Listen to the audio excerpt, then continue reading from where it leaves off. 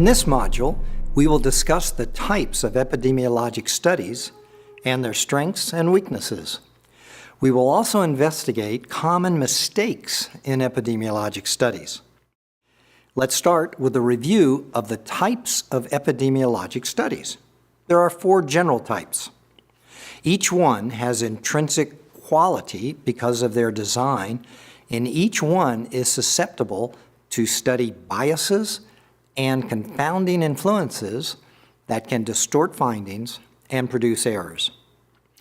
Perhaps 99% of radiation epidemiology studies are non-experimental and are called observational studies. In observational studies, you play the hand you're dealt. You must deal with factors often unknown that distort study findings and cause spurious or false results. These include bias in the design that cannot be controlled in the analysis, and confounding factors such as cigarette smoking. Some studies are more susceptible to bias, such as the ecologic or correlation ones, and some are less susceptible, such as the cohort or follow-up ones. First in quality, but perhaps least informative, are experimental studies. There are few radiation experiments on humans, as you might imagine. Randomized clinical trials, however, are human experiments where patients are randomly assigned into radiation-exposed groups and non-radiation exposed groups, and then evaluated for differences in cancer survival. Only in rare circumstances do they provide quantitative information on radiation health risks. They just aren't designed to do so. Cohort studies or follow-up studies usually have the highest intrinsic quality of the observational studies. You start with a population that's exposed and then follow them for the rest of their lives or as long as possible.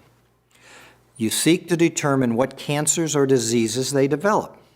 Exposures and doses are determined before the cancers have occurred, so they are least susceptible to many of the biases seen in other study designs.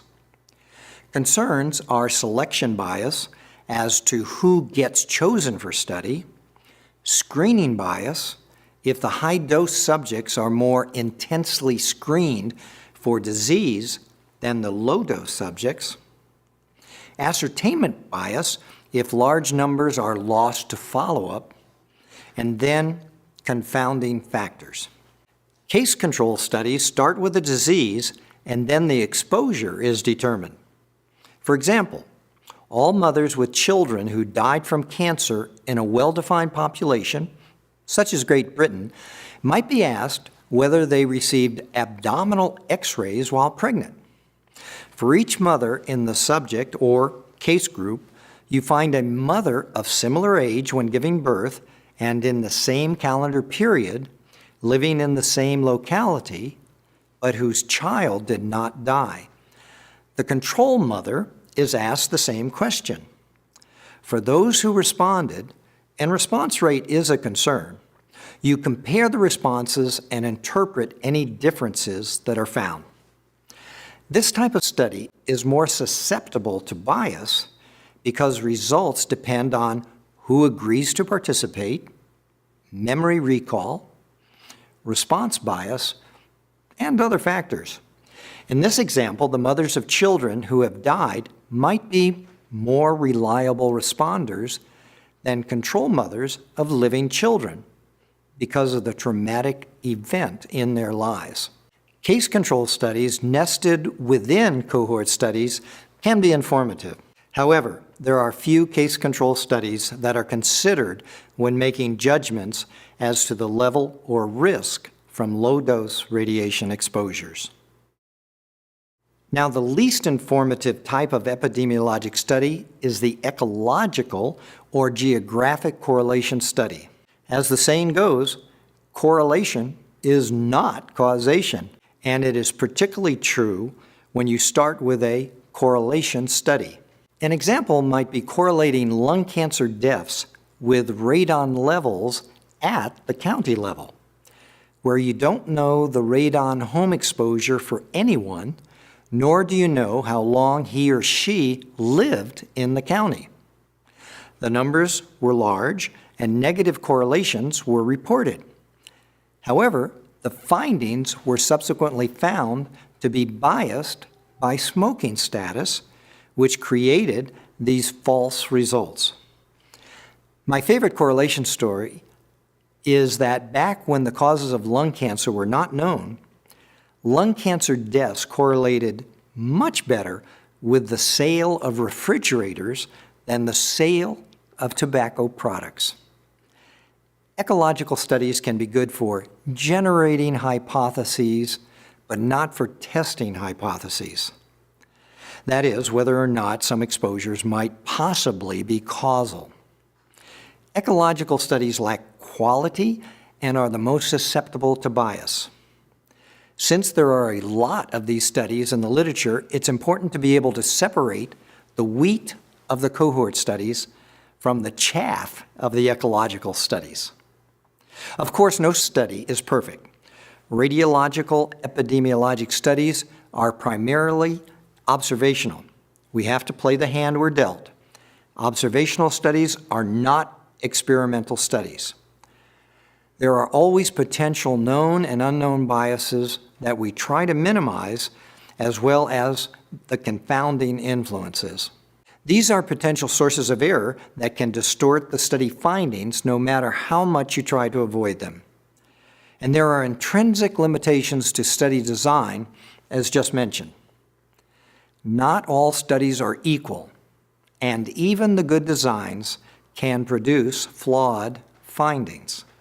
Another technique used by epidemiologists is called meta-analysis. For this type of analysis, you put together all the studies of a similar topic, such as all the underground uranium miners and other miners exposed to radon. You then look for common patterns and get better precision to estimate radiation risks and to evaluate possible interaction. Meta-analyses are generally considered as combining studies in the literature, whereas pooled analyses are stronger methodologically because the actual data for each study is obtained and a pooled analysis is conducted.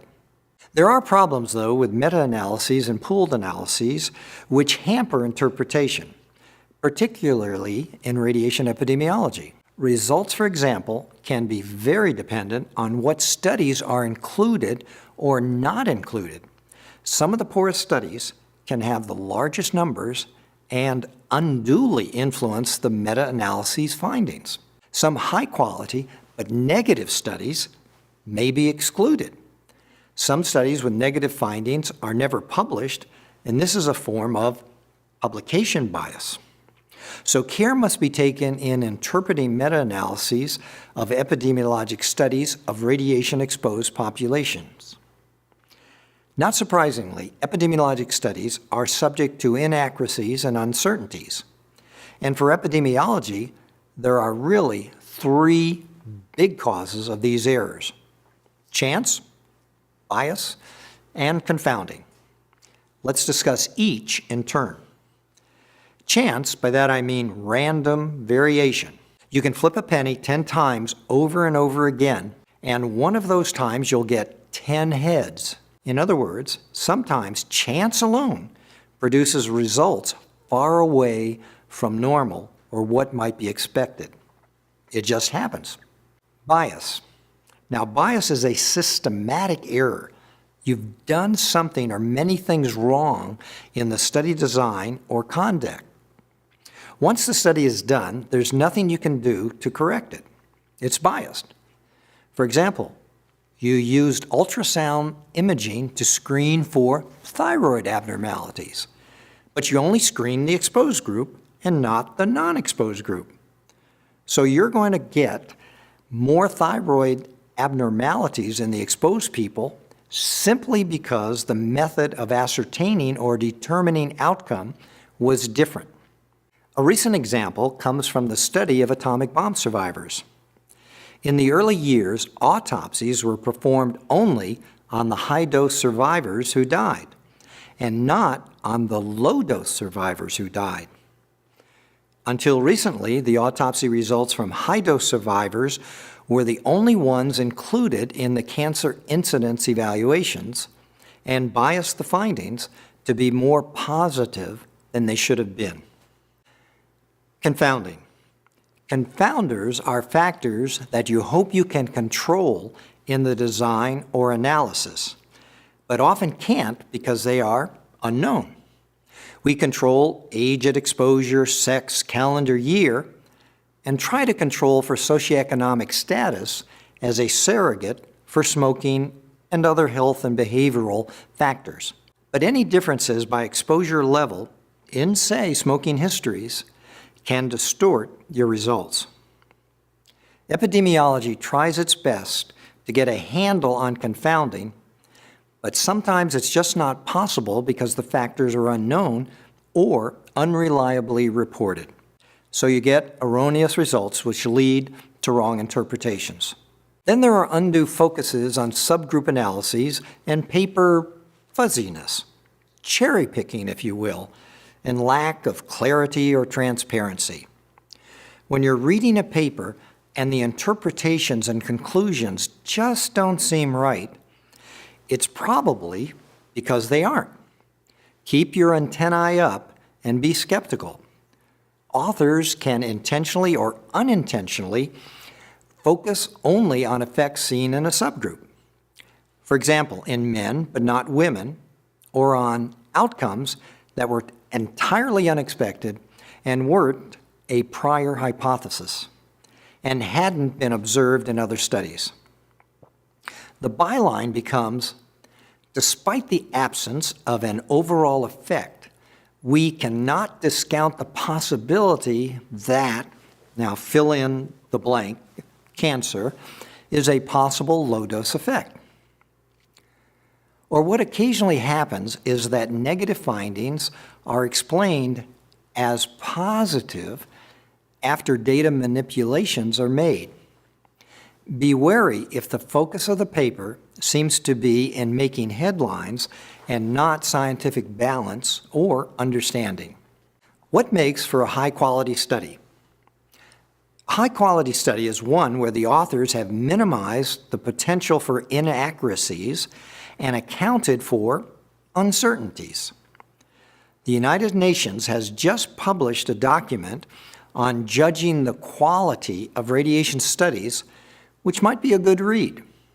But in general, a high-quality or reliable study is one that carefully selects participants, obtains high-quality information on radiation exposure measurements, traces or follows subjects for long periods with few being lost to follow-up, makes valid and accurate assessments of individual radiation exposures that lead to accurate estimates of radiation dose to organs or tissues, validates outcomes of interest, such as cancer, collects data on confounding factors to the extent possible so as to minimize the likelihood of distorting errors, performs optimum statistical analyses.